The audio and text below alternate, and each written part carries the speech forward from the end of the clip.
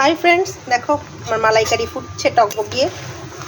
দেখো, দেখেছ? খাবে তো তাড়াতাড়ি চলে এসো। কাঠি ভরি না বন্ধুরা, বাড়িতে খাবো আমরা, তাই জন্য।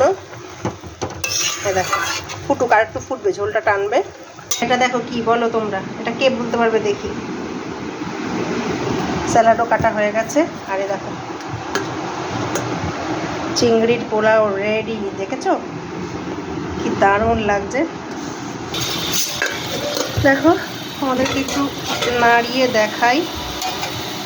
হা হা হা, একদম ঝরঝরা। দেখো চিংড়ির পোলাও, ওপর দিয়ে এবার একটু ঘি ছড়িয়ে দেবো।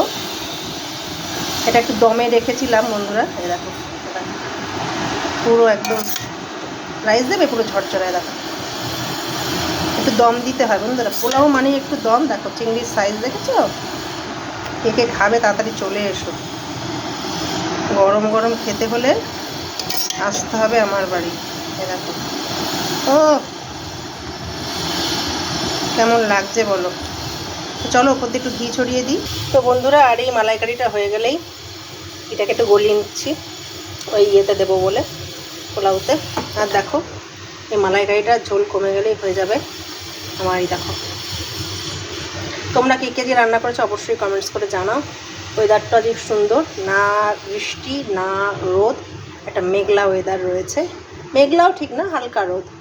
চলো টাটা।